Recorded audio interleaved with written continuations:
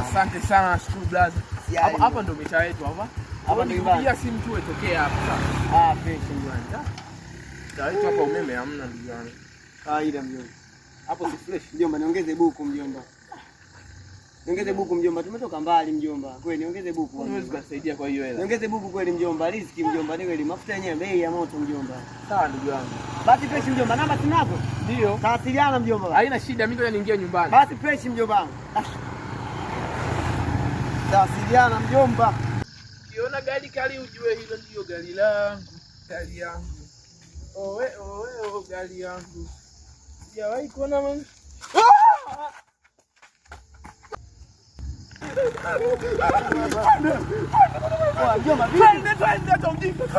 Twende.